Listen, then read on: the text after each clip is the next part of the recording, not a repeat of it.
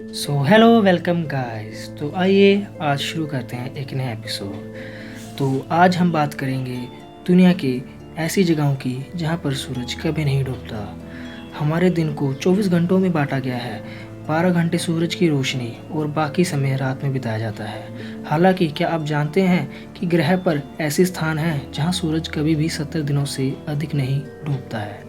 कल्पना कीजिए कि पर्यटकों के लिए समय का ध्यान रखना कितना मुश्किल होगा जब स्थानीय लोग भी लगातार 70 दिनों तक सूर्यास्त की कमी से परेशान रहते हों। दुनिया अद्भुत और आकर्षक स्थलों से भरी हुई है। ऐसे देश हैं जहां सूरज कभी अस्त नहीं होता है और हमेशा दिन होता है। इन क्षेत्रों के लोग दुनिया के बाकी हिस्सों की तुलना में बहुत अलग तरीके से रहते हैं और इन्हीं जगहों पर जाना जीवन में एक बार का अनुभव हो सकता है।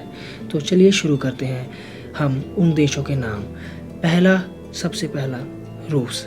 रूस के उत्तरी क्षेत्रों पर चर्चा करें जहां मई के मध्य में उत्तरी क्षेत्र में ग्रीष्मकाल शुरू होता है और जुलाई के मध्य तक रहता है। सूरज कभी भी कम से कम 2 महीने तक नहीं डूबता है।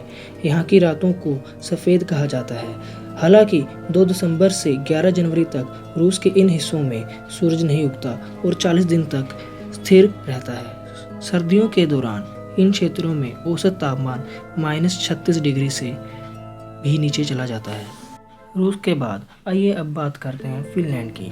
फिनलैंड जो रूस का पड़ोसी देश है। फिनलैंड को दुनिया में एक समृद्ध देश के तौर पर देखा जाता है। फिनलैंड की जनसंख्या 55 मिलियन है और भूमि क्षेत्र 30,38,000 किलोमीटर है। दक्षिण फिनलैंड में कड़ाके की ठंड पड़ती है। यहाँ का तापमान 0 से नीचे रहता है। कुछ रातों में यहाँ का तापमान -30 डिग्री तक गिर जाता है। उत्तरी फिनलैंड रात का तापमान -45 डिग्री सेल्सियस हो जाता है। फिनलैंड के ज़्यादातर हिस्सों में सर्दियों के दौरान 51 दिनों तक सूरज नहीं दिखता है। आइए अब हम आपको ले जाते हैं फिनलैंड के पड़ोसी देश स्वीडन में। यहाँ का मौसम की तुलना पड़ोसी देशों से की जाती है। स्वीडन में गर्मियों का मौसम लगभग 6 महीने तक रहता है और इस दौरान सूरज हमेशा चमकता रहता है। स्वीडन में मौसम के रंग बहुत ही असामान्य हैं। स्वीडन के कुछ हिस्सों में गर्मियों के दौरान सूरज कभी अस्त नहीं होता और यहाँ सर्दियों में दिखाई नहीं देता। गर्मियों में धूप 18 घंटे और सर्दियों में 6 घंटे रहती है। यहाँ की जनसंख्या 10 मिलियन है और भूमि क्षेत्रफल 4.5 मिलियन वर्ग मील है। आइए अब बात करते हैं स्वीडन के पड़ोसी देश नॉर्वे की, जो पश्चिम में स्थित है।